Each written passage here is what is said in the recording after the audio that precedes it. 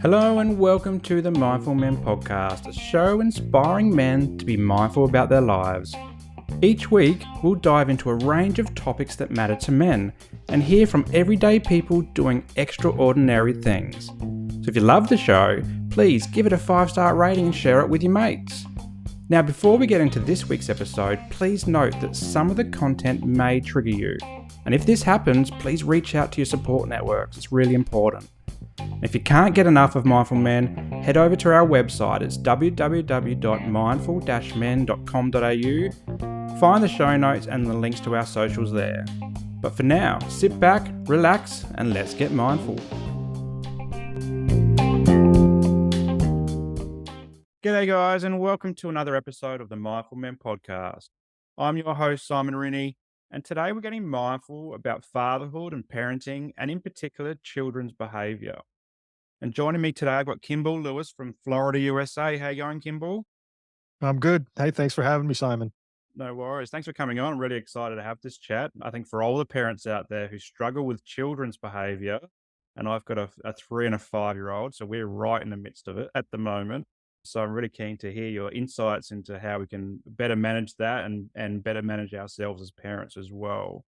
Kimball, you're a CEO of Empowering Parents, and Empowering Parents provides parenting and coaching programs for parents who struggle with severe defiance and constant arguing from their children and children's behavior. So I'm sure every parent that listens to this show is glued to their podcast or to the YouTube channel as well as we speak. So thanks so much for joining me. I'd like to start off with finding out a bit more about you first. Tell us a bit about childhood and I guess some of those key life events that kind of led you towards empowering parents. Okay, so I'm not originally from Florida. Very few people who live in Florida are from Florida. Everyone moved here from somewhere, but I've been here for almost 10 years. But I grew up in New England, so the northeastern part of the United States, and about an hour outside of Boston. So I was in New Hampshire actually, but right outside Boston, and I went to school in New York, and so I stayed most of my time. I lived in Washington D.C. for a while, so I jumped around the Northeast, and then I'd say about 10 years ago, we were living in Maine. We were living on the way upper right, and it was cold and dark in the winter, and I didn't like that, and I suffer from seasonal affective disorder. So I'm smiling now, but in the wintertime, I'd have like this permanent frown. You look at pictures of me in the wintertime, and seriously, the muscles in my face, like they droop. And I didn't like it. So we ended up moving to Florida, and it's turned out pretty good for us. So I like Love to it. get being outside. I'm on the sunny coast and we're exactly the same. Like there's a lot of people that live on the sunny coast who are from here, but there's a lot of people from elsewhere in colder climates in Australia that have moved up to the subtropics. So I could feel your pain there. Yeah, I know. It's tough. I go back on a regular basis when my mother's still up there. So like I'll go back in a couple of weeks, fly up there, and they're okay now because it hasn't been winter that long up there, but in like 3 months after it's been dark and lonely for all that time, everyone just looks miserable. And you've got kids? I have 2 kids. I have 2 boys. They're in university now. We are newly empty nesters about a year and a half ago. So my wife and I now live without our kids. And our expectation is that they're really not going to move back. So, and that wasn't my idea, but a couple of weeks after they left the house, my wife cleaned out their rooms, put everything in their boxes, called one a guest room and made the other one into her office. And my kids came back from school like 3 weeks later. They didn't go to school very far away, but they're living on campus. They came back to like, where are our rooms? And she's like, you don't live here anymore. So, I mean, they're welcome to come back and stay for a bit, but the expectation is that they're adults and they're learning to be an adult, and when done with school, they're going to move on. And thinking back to day one of parenting, and now that you're a newly empty nester, like, can you think back to when you started your parenting journey and what it meant to become a dad for you? You know, I'm going to call him my nephew. He's not technically my nephew, but he's, I think, 26 or 27. And I've known him most of my life. He just had a baby 2 weeks ago. And I remember commenting to him that the day before you have your first child and the day after, that day before, it feels like a lifetime ago. Like your whole life is upended. Your priorities all change. Everything, like you're not really a different person. I mean, you kind of get back into your old habits again, but like life is just really different from that point on. You have different responsibilities. And for me, it was kind of a no crap moment. My wife and I agreed that we really wanted her to stay home and focus on raising the kids in the household, and I would go up and try to earn the income, but I was in no place to do that at that point. So my panic was like, how do I support a family? So, and that was actually the hard part. So how did you do it? So I think one of the things that I look back on that I thought was pretty good was, and actually it explains how I got into empowering parents, is I always like read a lot of self-help type books and stuff. And I remember how it started. My dad was a psychologist, and he had this pop psychology book from the 70s called The Road Less Traveled. And it was very popular in the late 70s, early 80s by a guy named Scott Peck. And I read it when I was like 19 or 20. It was always lying around the house. And I go, "What's this book?" And he goes, "Oh, yeah, read it. You should read it. You might like it." It was the first sort of psychology type book that was a bestseller. So I want to call it Mm, pop, but it wasn't. It's a serious book. And that kind of got me into it. And so I've always read self-help types books. And there's an expression that smart people learn from their mistakes.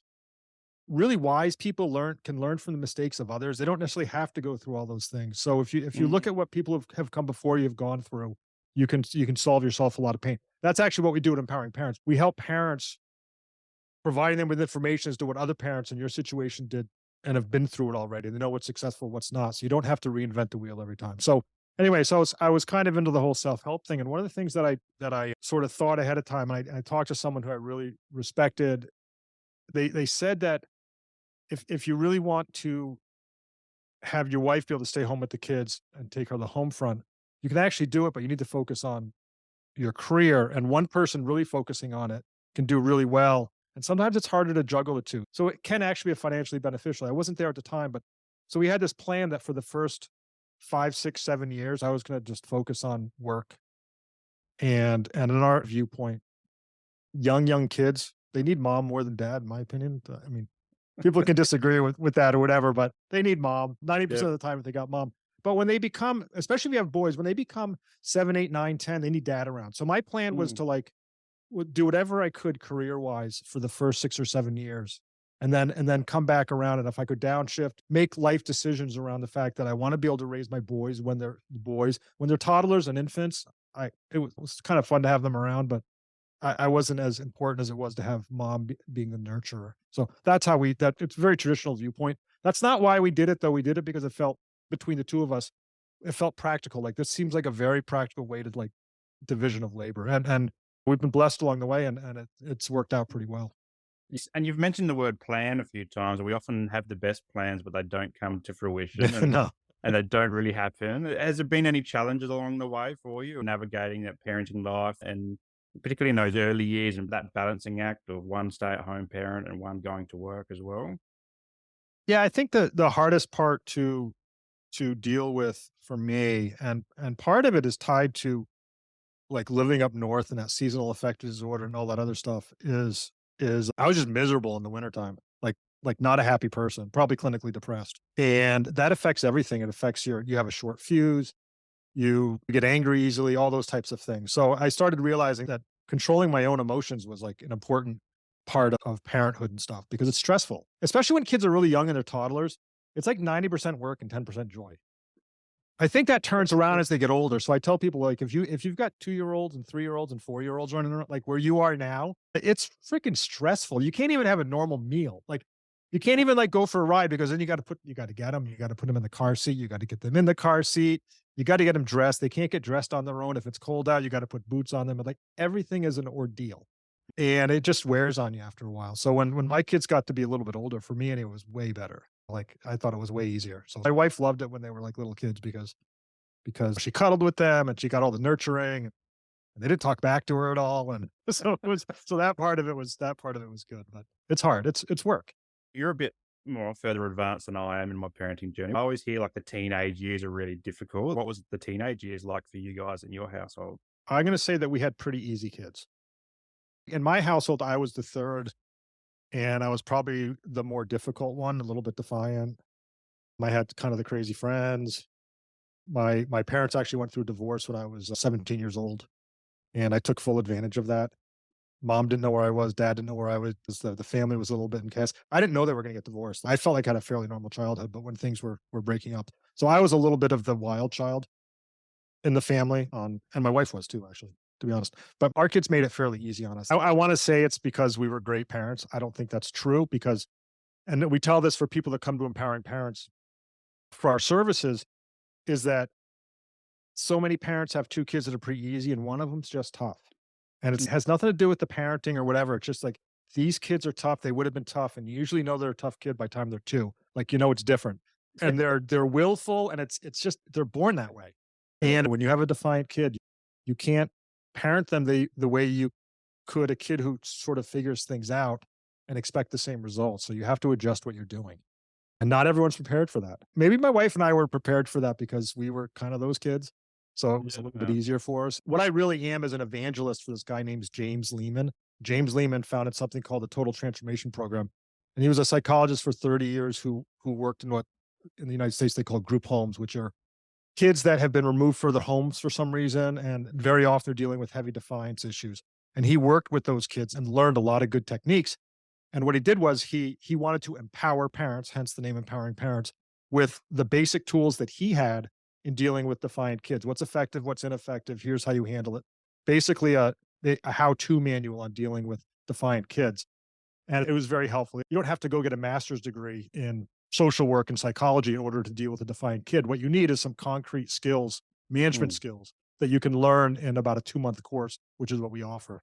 And James Lehman himself was in and out of prison when he was a young kid. He was that defiant kid. So he's seen Yeah. it all. He knows exactly what the mindset is when they're going through it and what works and what doesn't work. So Thinking back to your childhood, and then when you said your parents are divorced when you're, what, 17 or so, yeah. how much of your parents have come out in you as a parent as well? Like, have you taken on some of the traits, or have you tried to steer away and pave your own path? That's a good question. I considered my parents good parents. Their divorce and marriage is a different issue altogether, which I actually don't know a lot about, to be honest. And I'm glad I don't think that if you're getting divorced, that the kids need to know what's going on. And I don't really want to know the whole story because I value my father's passed away, but I valued my relationship with my father and my mother. I didn't want to get in the middle of that. And I really appreciated that they didn't have me get in the middle of that. I was very close to my dad, and he told me once that he viewed fatherhood as it's a job. Like you have a responsibility and you have to do things your kids aren't going to like all the time. Like you just Mm. like you owe it to them to raise them in a certain way and require certain things they're not going to like. But that's your job. He goes, you have a job to do and you have to do that job. And there's no one else who's going to do that job. And the other thing he said was to be mindful. Be mindful of if you want to do certain things, you have to do them because the clock's ticking. And if you're gone the whole time while they're age 5, you don't get the age 5 back, and then Mm. age 6, and it goes by pretty quickly. You'd be surprised. So Yeah. if you have these ideals about what you'd want to do as a parent, that type of stuff, you gotta be mindful and set aside the time and make sure you're doing those things. Was that important for you, for your kids growing up, that you were there for their school sports or after hours activities and weekend stuff It, as it was well? it was so for the first 6 or 7 years, I was working late, like almost every night, but I would roll into the house 7:30, 8 o'clock at night. And I usually wouldn't eat dinner. The first thing I would do is every single night I did bedtime with the kids and we read together.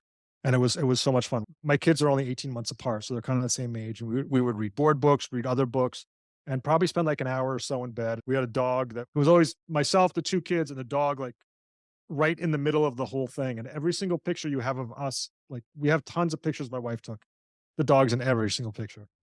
So for me, spending that bedtime time, I came home, the kids are all excited, and I would do that sort of reading time, and then I would decompress after that. I would then go grab something to eat or whatever. So, but I wouldn't see them in the morning. I'd see them for that hour or so.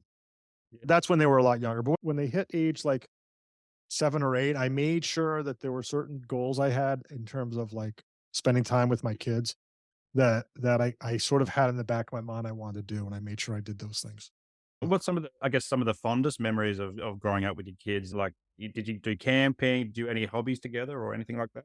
We always grew up around lakes, so we were like water people, and my kids need to know how to swim. I wanna not worry about it. So I took it upon myself to make sure that my kids knew how to swim, and I taught them how to swim. And that was a weekly event all year round, even in the winter. I made sure from an early age they knew how to swim. I never worried about them in the water, which was key. Otherwise, I'd be freaking out. Mm. I made sure they were competent in the water.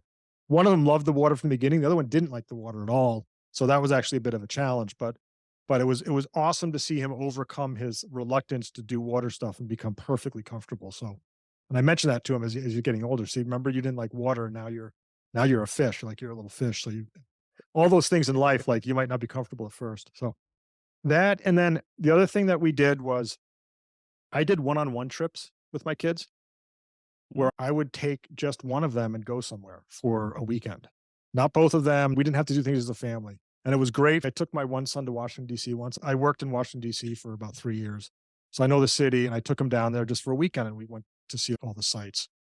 And then when I moved to Florida 10 years ago, I still go back to see my mother for holidays.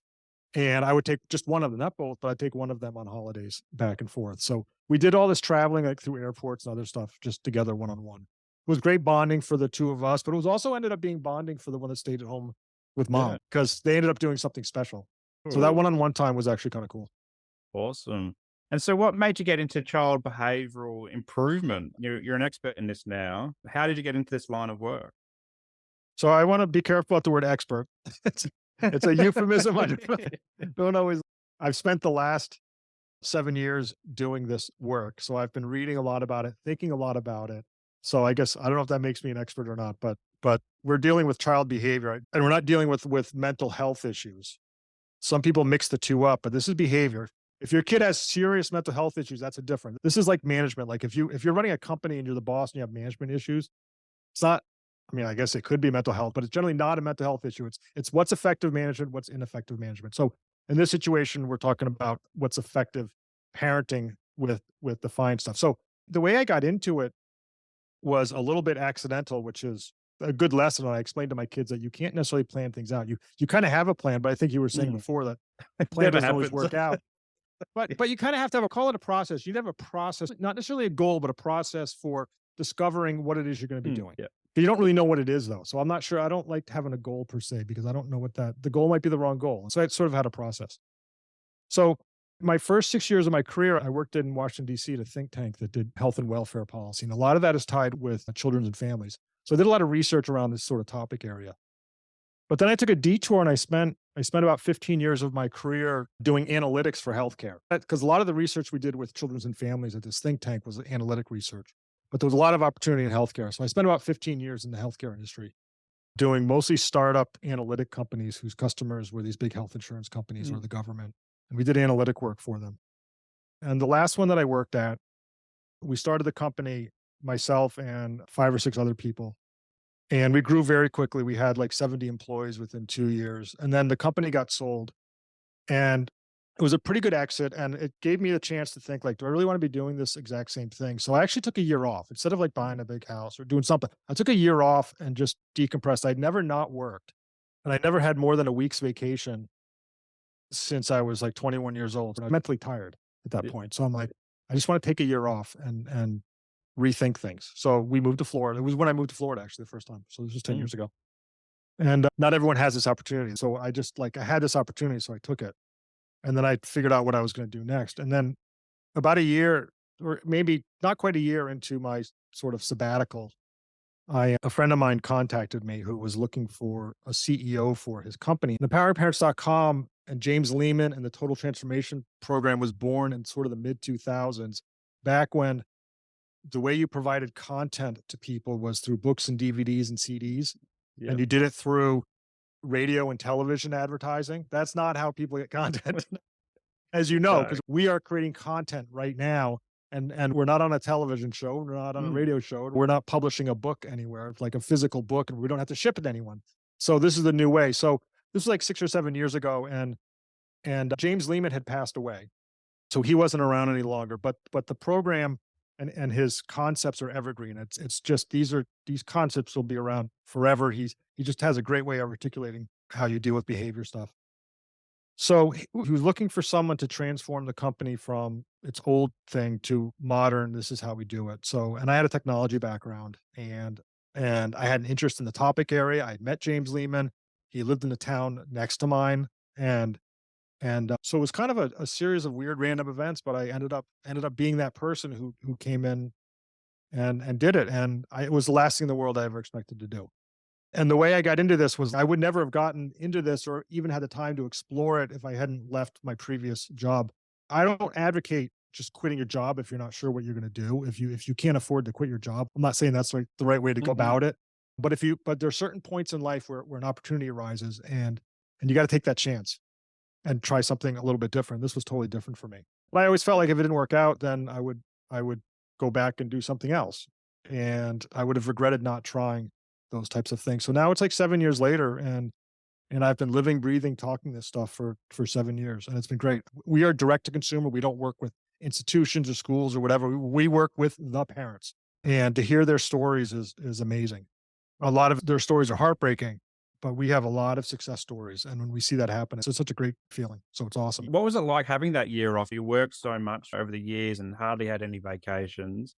What was it like just going from going at 100 miles an hour to just nothing and then trying to figure out what to do with your time during that year? A couple thoughts on that. One, my wife was panicked because I was so happy. She's like, "You're never going back to work." She goes, "You did well enough to take a year off." She goes, "But you have to work again. Do this." So I'm like, "No, I'm gonna work. I'm gonna work." I wasn't one of those guys. Like, I didn't work hard because I was a workaholic. I worked hard because I was panicked. I wouldn't be able to support my family. If I didn't have to Mhm. work, like I like hobbies, and Florida was great. So she was panicked I wouldn't go back to work, but I am. I'm back to work. But the other weird was I remember my very last day of work, and it was in Washington D.C. I was coming back to Florida, and I was just sitting in Washington National Airport. I had no laptop. I didn't have a company phone anymore. I had nothing. I didn't have to be anywhere, and it was the weirdest feeling I've ever had of having not any responsibilities, and it was very surreal. I'd gotten to the airport about 3 or 4 hours earlier, and I just kinda walked around, and it was the oddest feel. I've never had that feeling in my life. So once you start working again, you have responsibilities again. It was very strange. I don't know if I'd wanna have that forever, but it was definitely an odd thing to have Yeah, that pressure released yeah. after years of it. So how did you feel your time during that year? Did you discover something new or did you just kind of just go through life on autopilot? So that last company that we were at, that I described my last day from, so this was back in 2012, and we built that company from the ground up knowing that we had to be remote. So we worked on Skype back then. And within 2 years, we hired 70 people in 25 different states. We had an office in Washington, D.C., and Portland, Maine, where I lived. But we didn't hire people in Portland and Washington. We hired them where they lived so we could hire them from anywhere. And we built a remote workforce, sort of like what happened after COVID. But we did it in Mm, 2012, and it was all yeah. video. It had to be video. Like my expertise at the time was like making sure that we built a workforce that worked video, collaborative, online, and then people had to be able to travel when they needed to the offices when we got together. And when I moved to Florida, I was still working for the company and no one knew any different. I just moved to Florida. I mean, I checked with my colleagues and my bosses that make sure that was fine, but they didn't care. And most people didn't know because I had this shoji behind me. They used to be like $30 on Amazon. I would send them to all of our new employees if they were in the basement or something, like they had a bad background. We would just send it to them here. Instead of having an office and a cubicle, we'd give you a shoji to cover up the background. So most of the people had that exact background at the company. And so it didn't really matter. It didn't really matter where you worked. So we had a remote company, and then kind of on a lark, like for no particular reason other than we thought it would be neat, we started homeschooling our kids when they were in 6th grade. And an incredible thing happened after about 4 or 5 months of homeschooling. We lived in a town and we were not beholden to the school schedule in any way whatsoever. And I worked at a company where it didn't matter where I lived.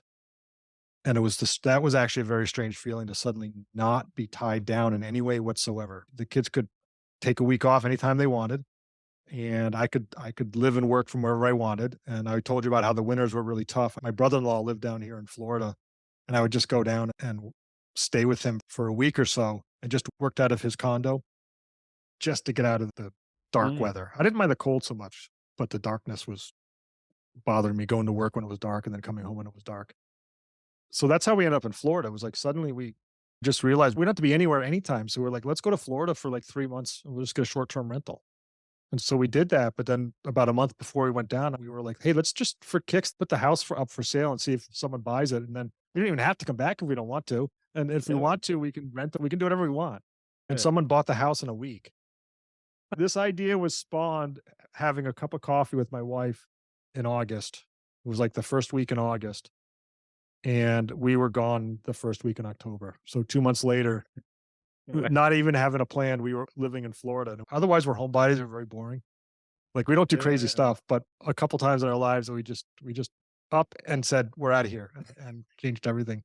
Which is crazy in itself, like, having to Yeah. move interstate. I've done it a few times here in Australia, and it's just a nightmare. And we sold all our furniture. We didn't move. We didn't move our stuff down. I mean, we had, like, some personal stuff we took down, but we sold all of our furniture, and we and we rented a place and bought all new furniture. You don't do things in half measures, it's just like I all or nothing. And we lived kinda out in the country, where we lived in Maine, like, it was kinda countryish. I had, like, landscaping equipment. Where we moved to Florida was, like, one of these resort communities where you don't even have to I didn't own any gardening equipment or whatever. So finally, just this past year, we finally moved to, like, a house more like we lived in Maine. We have, like, a big yard. Let's talk about our kids and child behavior. And I think often parents, we feel like we're failing our kids when they have an outburst and we're not sure really how to respond to that. And sometimes we get the guilt when we might raise our voices or discipline in some way. But from your experience, and you've got a wealth of experience in different kind of contexts as well, I guess we'll start at the start. And why do you think kids do act out and the next step for a parent when that happens? So what James Lehman in the Total Transformation Program articulates so well is that he explains that most acting out behavior is poor problem solving skills by kids. And when I say problems, the problems they're facing are problems like they can't meet a responsibility very well. These are kids of 7, 8, 9, 10 years old. Suddenly they have like homework responsibilities. They're not able to meet those responsibilities. Or they don't know how to deal with emotions like frustration and anger. It's a skill to learn how to deal with anger and frustration. When you're young, you don't deal with it. And so what they do instead is they act out, and acting out actually becomes a problem-solving mechanism for them. And the problem is, and parents need to be aware of this, the problem is that it works for them. So they act out, and then the parent steps in and solves the problem. So an example is, let's say you're struggling with your kids and they're not doing their chores, and you get in fights every night with them. They fight with you about it, and finally you're coming home one night from work. You're like, you know what? It would be way easier for me just to do the chores myself and not even have to ask them about it, and my evening will be nice. I won't get in another fight. And then pretty soon you stop asking them to have responsibilities. And from the child standpoint, problem solved. They didn't want to do something, they acted out, and then the responsibility was removed from them, so they don't have to do it anymore. Same thing with homework. If you're struggling over them getting to do their schoolwork and they fight enough, at some point parents will throw up their hands and say it's not worth the effort. That's the problem. These problem solving skills work for them. They fight back, they act out, and the thing that they don't want, or you can see it with the tantrum, especially with young kids. It's the most obvious thing is with a Mm, tantrum. If a kid has a tantrum in a store and wants like a candy bar or something, and then you reward it by giving them the candy bar, like it doesn't take long before they realize, huh, I do that and I get that thing, and they do it again. They're not like really thoughtful about it. They just noticed it happen, and it develops into habits. It's not like they sat around and think, well, if I act out now, and then eventually she'll wear down, and then eventually whatever, but it's just becomes a behavior they have when things are difficult for them. They act out, and then whatever is that was the problem is fixed somehow. And even with tantrums, little kids, you'll watch them, they will actually threaten a tantrum to get what they want. Like, parents will know, they'll be in the store, the child wants something, and the child has that look like I'm gonna explode. And the parents like, I can't deal with this. I don't want like an explosion in the store. It's mm, embarrassing. It's mm. stressful. It's all those things. So it's kind of like you preemptively give them that thing that they wanted that otherwise you didn't necessarily want to or didn't think it was right. Ends up being almost like blackmail. So it's a problem. They're having problem solving skills, and it works. That the problem is that it works, and it's not a good life skill to have, because as you get older, when you start hitting teenage years, if your go-to problem solving skill is to act out, you're gonna have to start acting out more and more and in more and more places, because life gets a lot more complicated. You get a lot more problems. And if you can't solve those problems effectively and you're acting out, you end up in a really bad place. So it's better to take care of it early if you can. Yeah, I've been one of those parents who's carried a toddler out of a shop or out off the beach, and they're absolutely kicking and screaming in my arms because they've received a Yeah. no or something like that. And it's heartbreaking as a parent to have to do that. But I can also understand why parents, so many parents do give in, because it is embarrassing, and we don't want people to be watching us and thinking that we're bad Yeah. parents when sometimes the kids are sick or they're tired, or and particularly like at the moment it's the end of our school year here in Australia. And so like I noticed my 5-year-old, he's really tired after his first year of school, and outbursts are a very quick thing for him at the moment compared to say 6 months ago when he was just in the midst of the school year and everything was okay. So I can really understand why parents feel in this particular situation.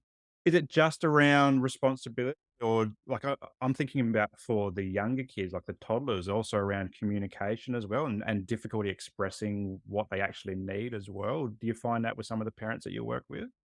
So I want to qualify one thing is that our programs are designed for kids age 5 up. If they're Yeah. younger than age 5, they don't really know what's going on. They Mm. can't articulate things. Part of it is right. They might be frustrated and they're tired. They don't know that that's what the problem is. And actually, I will coach parents on that, which I'll say to them is, if your child's like overtired and acting out, like one of the worst things you can do is go up to your child and go, "What's wrong? What's wrong?"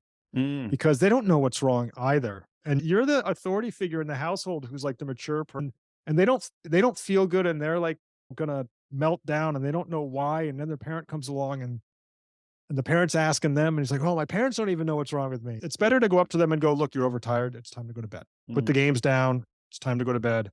Take a nap," and just be the leader and just direct them as to what to do. You don't have to have a long, drawn out conversation with them about it. They probably wouldn't understand it anyway. Or you Yeah. can explain to them, "Look, you're just overtired," but you don't have to over explain it. They don't have to get it necessarily, and they may not get it. You just tell them They're what the way it they're is. probably not gonna get it either. They're If probably not they're going to open. get it. We have a great article on our website. It's called "Explain Yourself Once and Move On," and it's this idea that your child doesn't have to agree with you or understand exactly why you have rules or whatever. It makes sense to explain to them why you have the rules, but it's not your requirement for them to accept it. It's not your requirement for them to have to understand it. They may not understand it. They may not want to understand it. They may not be capable of understanding it. They may not understand it until they're an adult. But that's fine. You're as the parent in the household, it's your prerogative and it's your duty to set limits and make the rules in the household. And you can explain it to your kids and here's why. But you can leave it at that. You don't have to have endless arguments about it. We have another article about when your child's the little lawyer who argues everything. You don't have to listen. I guess because if you do that, you end up in a bit of a loop, don't you, of communication or maybe not constructive communication. It's almost like a loop of a conversation that you just can't get out of if you. Goes on and on and on. Yeah, And it actually that does. becomes the point is that it's a power struggle. Your child's very good at it. The child has you Mm. have to realize kids have virtually no power in life. They're not in charge of anyone. They're not the boss of anyone. They don't have their own money. They don't have a job. They can't support themselves, but they have a superpower. And that superpower is they have complete emotional control of an adult in their life. Two adults, usually, if there's two parents at home, right? They can make your life miserable, not miserable. Like they have emotional control over you. For someone who's otherwise completely powerless in life, can't support themselves, to have that much power over a large, tall adult who's many years older is incredible. They'll actually use that power. Yeah, and they use it often. And they use it often. And actually, it's a useful thing. I mean, that's how they like they communicate and cry. Like that's how they get their problem solved when they're young, and it makes sense, right? You have to cry when you're young and you're hungry because you don't have the words. You can't say those things or whatever. So, but you need to like improve your problem solving skills as you get older. And a lot of Yeah. kids, this is one thing I want to caution parents is that if you're struggling with a child with behavior problems, I'm going to tell you outright, it's not your fault. You got a difficult kid because there's tons of parents out there who have kids that are easy. Like you don't have to do any of these things. You don't have to worry about any of these things. You tell your kid something once and then they kind of get it and Mm. they'll be fine on their own without much effort. And we have lots of parents who come to us that have two kids that are easy, perfectly fine. You barely give them any direction and they figure out how to solve life's problems, basic problems fairly well. And their third kid doesn't do it very well. It's usually the last kid because they stop having kids at that point. But it's not the parent, it's just the kid's different. Like for whatever reason, Mm. some kids figure it out and some don't. They all can figure it out, that's the thing. It's just that some need to learn it differently than others do, and some need Yeah. to learn it through what we call consequences and through coaching Yeah. your child as to, like, what you can do instead of acting out to solve your problem. I'm So interested in your thoughts on the teaching moments that we have with kids. And I had a wonderful guest, Renaud Purifoy, on the show a little while back, and he was talking about anger. And he said this great quote that I love. And he said, "We teach in unteachable moments." So when the child's upset and we might be upset, we're trying to ask them why they're behaving like this or what they're doing and why they shouldn't be doing that. And then his view was like, wait for things to become calm again and then go into that teaching moment or learning moment with the child. What's your thoughts on this approach, and when is a good time to ask the why questions as to why they're behaving that way, and then also helping them reflect on what might be a better course of behavior? I have a few thoughts on that. One is completely agree that trying to explain this in the middle of the heated argument is not the time and place to do it. If you have rules in your household, you enforce what those rules are, and in the middle of a big argument is not the time to have to explain them or negotiate them. And if they want to negotiate them or explain them or have more explanations, you say to them, look, these are the rules. Let's sit down tomorrow at 5 o'clock for half an hour and we'll talk it through. Often they Mm. don't want to talk it through. What they want is to have the rules not apply to them.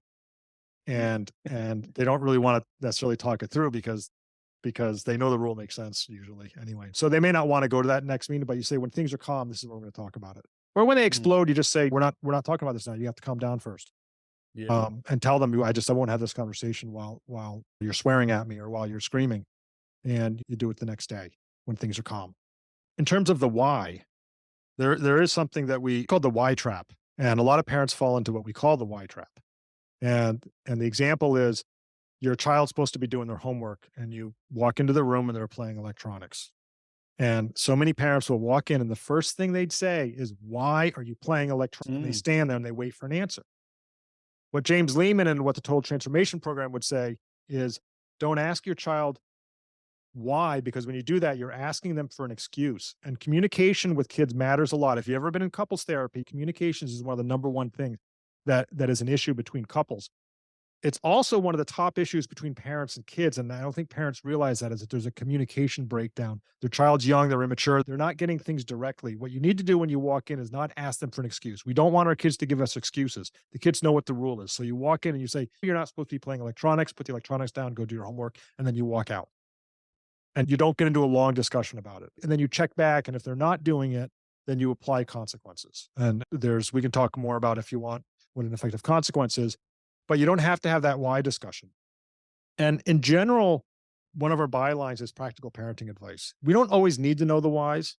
We may not understand the whys. I'm not sure I believe the whys. The whys are an interesting academic question, but like, why does one kid act out and one doesn't, and why they like that? I don't always know why. Like, you can come up with a theory like, oh, it's because this happened to them when they were young, but I don't know if that's true or not, because I can think of lots of examples of kids mm, who act out that nothing bad happened to them. And so we're more on the line of there's no excuse for abusive behavior by your kids. And regardless of why they're doing it, you just need to treat it as if they've done it, and they need to have consequences, and you have rules, and you enforce your rules. And the whys kind of don't matter so much. And even it comes around to, you see it a lot in what we call the self-esteem movement, where people will say the reason kids are acting out is because they have low self-esteem. And James Lehman would turn around and say, yes, it's true that kids who act out often have low self-esteem. He says, but it's never been effective in my experience to solve a kid's behavior problems by working on their self-esteem. Instead, he found the opposite true, which is that when they learn to behave better, when they learn better problem solving skills, their esteem goes up. So he had this thing that he would say to parents: you can't behave yourself, you can't feel your way to better behavior, but you can behave your way to better feelings. And he found it was very, very effective to teach kids how to behave better, coach them on it. And as a result, when they start getting along and doing things in a way that doesn't hurt or is abusive to others, they start feeling better about themselves.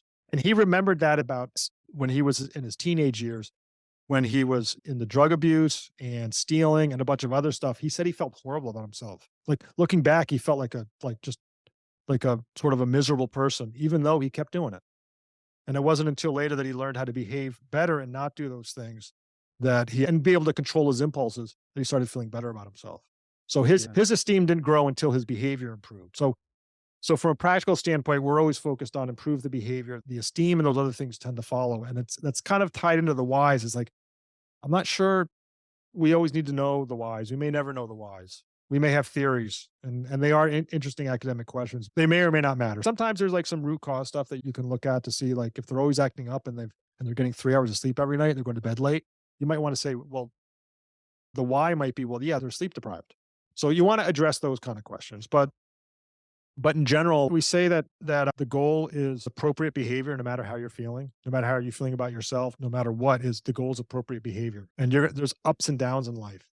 You need to be able to behave appropriately and not abusive towards others, whether you're in a downswing or an upswing or somewhere in between. And I learned that the hard way during the stressful years of marriage, which is even when, like, you're in the dark winters when I'm feeling all depressed about things and kind of miserable. That's not an excuse to snap at my wife. And I would do those things, but it was not an excuse. It was completely not right to say, well, the reason I did those is because I was suffering from X, Y, and Z. No, no, no. You should not do those. I mean, you can start taking care of yourself to prevent those things, but it's not an excuse. And you mentioned consequences before as well. So let's have a chat about that. Like, so a child's acted out and you've walked out of the room after giving that direction as to what they should be doing. and you've come back and then still not doing it, what's a way that you teach parents to help improve behavior through consequences? So the main goal of consequences is not to punish your child, but to show them that they're cause and effect of life, and it's a teaching moment. And in general, you want them to be short term and you want them to be task oriented. And short term is the consequence. You want them to be practicing the better behavior. So like if they were playing electronics, you would take their electronics away somehow, remove the electronics from the room or whatever. And when they're done with their homework, they get it back. And you want to get it back in their hand. You don't want to just say you're grounded from electronics for a week, Mhm. because all you're teaching your child at that point is to do time. They have to wait a week. And you don't want your child good at doing time. I don't know, maybe in the American vernacular, doing time means you're in prison, right? You don't want your Yeah. child good at that. So what you want is take it away, and the task is when they're done with their homework, they get it back and you give it back to them.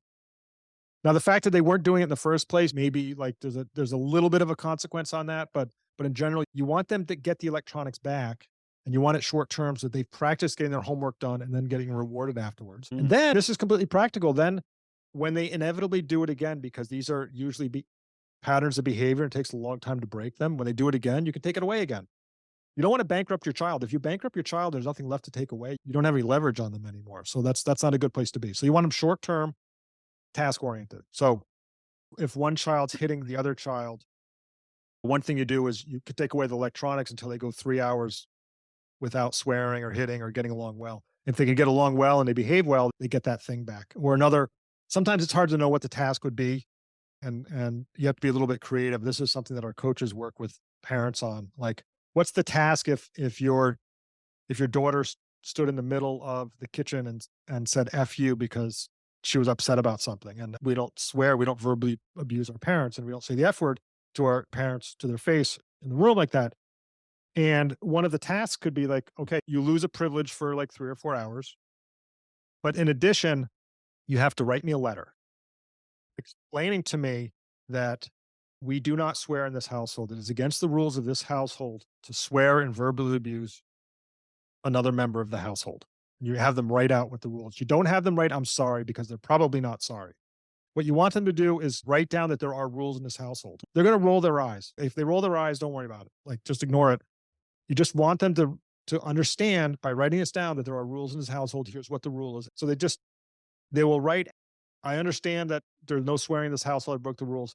The next time I get frustrated with mom or dad, I'm going to do X instead." And so what you're doing is you're forcing them to articulate and write down a replacement behavior for the acting out, which is, I'm going to take a deep breath and I'm going to go to my room and I'm going to just calm down for a couple of hours, or I'm going to go for a walk around the block. That's sort of the coaching moment where you can coach them as what the alternative behavior is.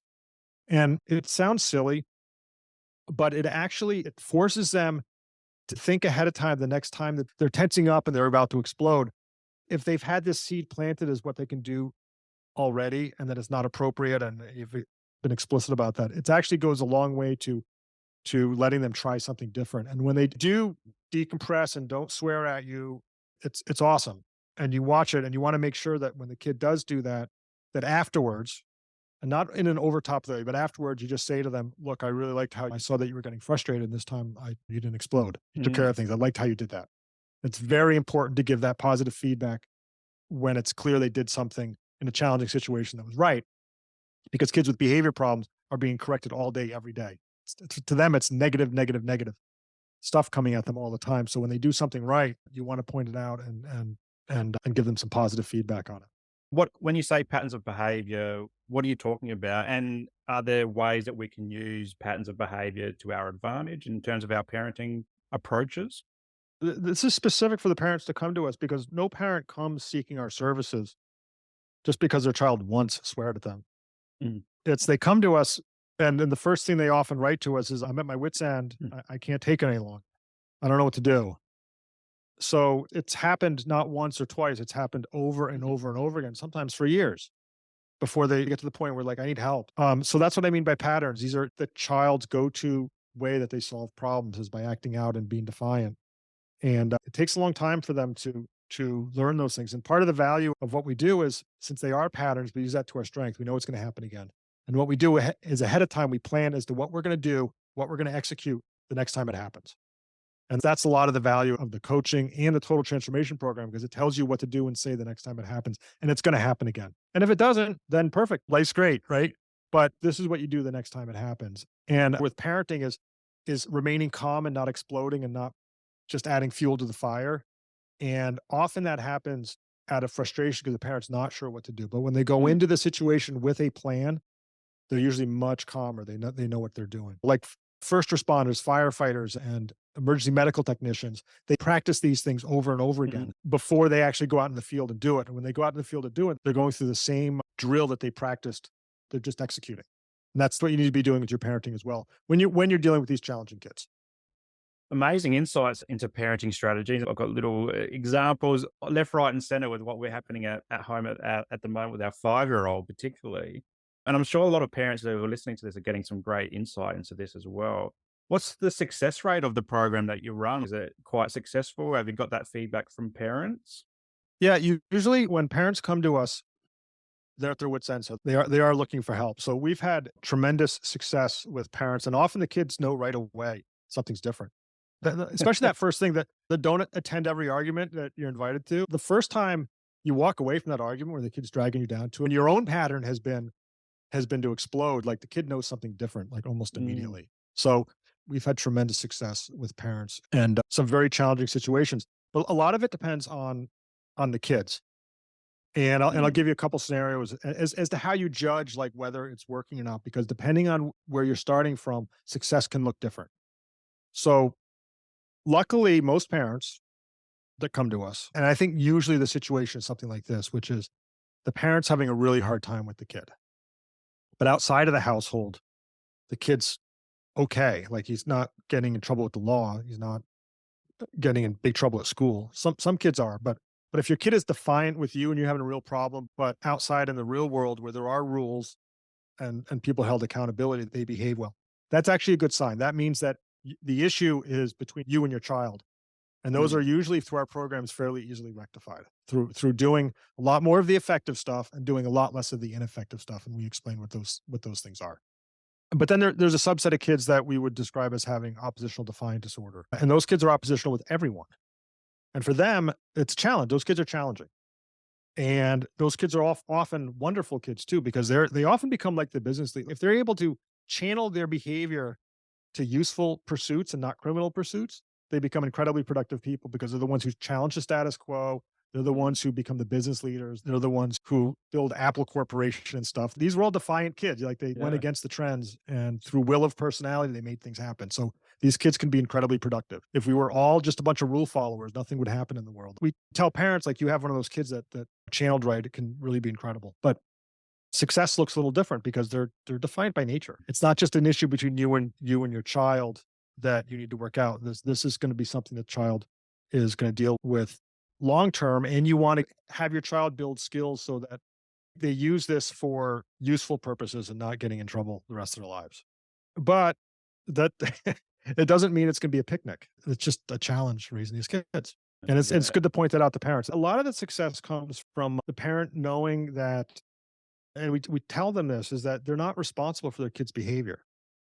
And and a lot of parents feel guilty. Their child's struggling, they're having behavior issues, and they feel guilty about it. And we tell parents, at the end of the day, it's your child's behavior. It's not your behavior. So your child has a choice to make when they're standing in the middle of the kitchen. They have the choice to make as to whether they swear at you or not, and or whether they throw something and break something or punch a hole in the wall. Like they have a choice to make, and they made the wrong choice. That's not your choice. That's their choice. And what you need to Yeah. do is hold them accountable for it and not feel guilty that you did something wrong as a parent. Because the guilt's not helpful. It makes you miserable, first of all. And second of all, you can't make your child do anything. You really can't. You Mm. can't make your child behave better. All you can do is set up an environment that strongly encourages them to behave better and discourages them from behaving poorly through consequences. And it works the vast majority of the time, it works, but you still can't make them. They have to be an active participant. And I've said this in other podcasts that you can no longer make your child behave better than you can go to the gym and work out for them and expect your child's muscles to grow. Only they can do it. And it's a problem when you start feeling guilty about it because first of all, the child might know that the parent feels guilty about it. And you'll milk that. If you're manipulative, you'll milk that, whether it's explicit or not. But I can remember milking that. I just like knew I can manipulate this situation to my advantage and get to go out with my friends and stay out all night, do whatever I want. And the kids will manipulate that. They'll manipulate your guilt and use it against you. So it's not helpful. And then here's what's even worse is that they might actually believe that the reason they behave poorly is because you've been a bad parent. And then it becomes a scapegoat for them. I don't behave well because of what you did to me. And now it's not up to me. I don't have a choice. I don't have what they call in economics agency anymore. And I'm not in control. The reason I am the way I am is because of you. And I can't go back in history and fix you as a parent to fix me. And that is not useful in any way whatsoever. That's not useful because you could make the argument, well, the reason you were a bad parent was because of their parent and they couldn't help Mm. it either. So it could just go on and on and on if you carry the logic to its extreme and it's not helpful. So you need to make sure that the kid is accountable for their behavior. It's their behavior. It's not your behavior. Don't take on the guilt of it. Just say, hey, tomorrow I'm going to do more of the effective things as a parent that I've learned through these programs, and I'm going to do less of the ineffective stuff. And if you change that balance, wonders can happen in the household. Yeah, you just touched on something there is around picking ourselves up if we do have a moment where we don't get it right, and then just stepping back on the path and reintroducing the boundaries and the rules and all that type of stuff. It's not the end of the world if we get it wrong. And there's a lot of talk around at the moment around good enough parenting. And we don't need to get it perfect all the time. We can actually fail. And it's actually probably good for our kids to see us fail in things, but also good for them to see us pick back up again and start the process as well. Have you heard about good enough parenting and any thoughts on that? Yeah, that's something that James Lehman talks about a lot. He says, our audience is the good enough parent. They don't have to be a superstar. They want the best for their kids.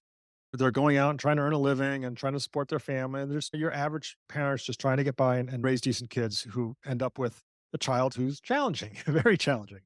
And it wasn't any of their own doing. So they just had a challenging kid.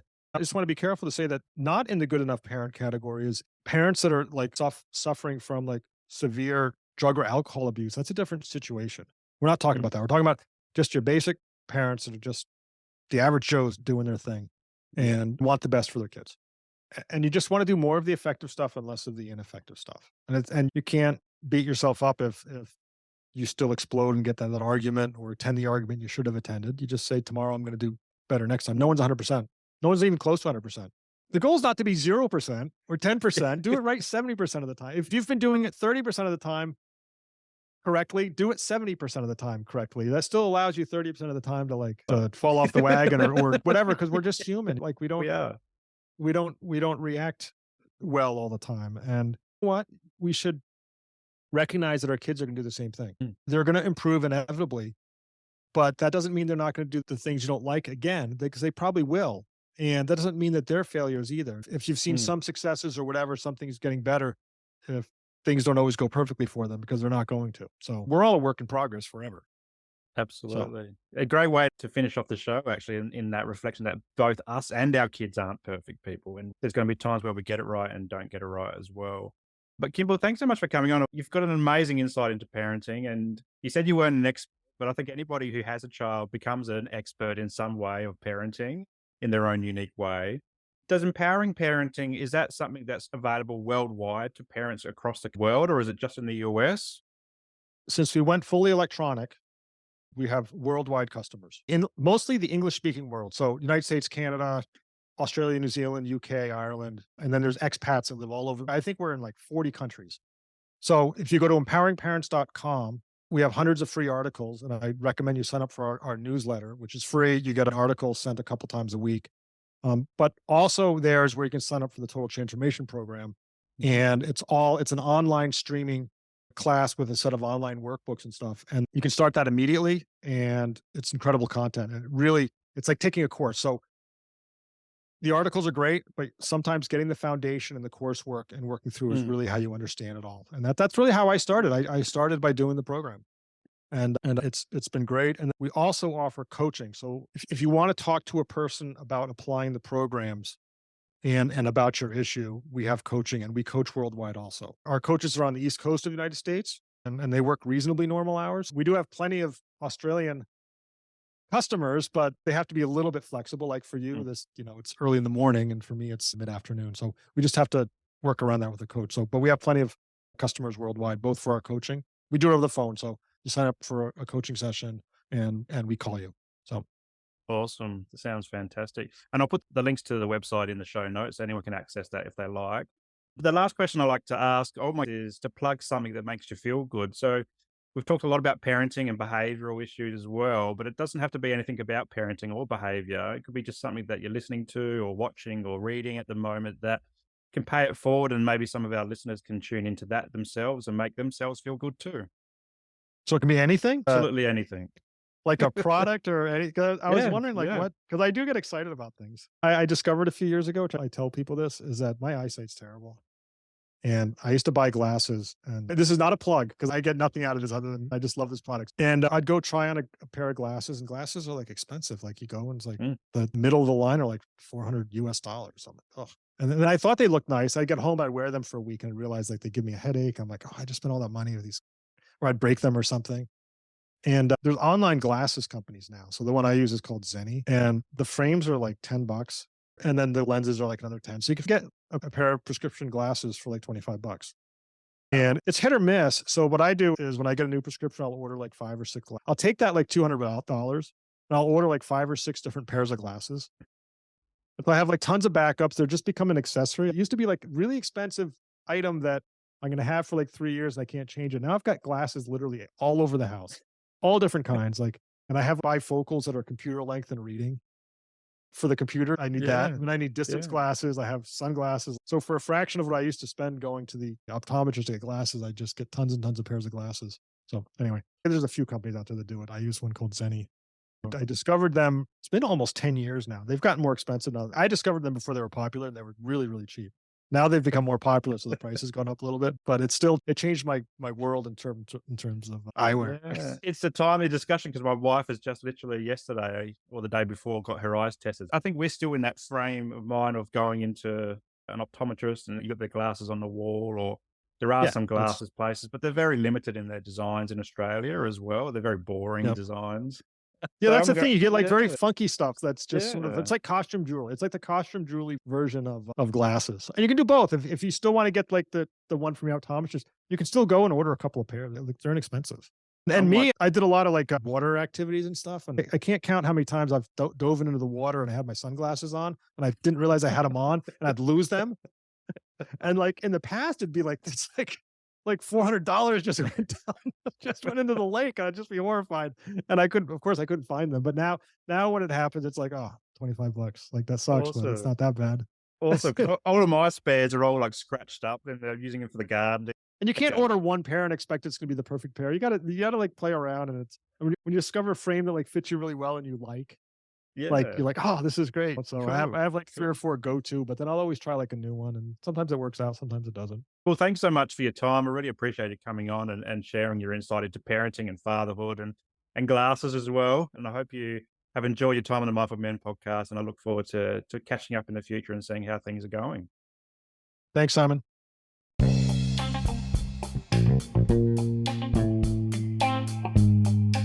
Well, that's a wrap for today's episode, and I hope you got some value from it.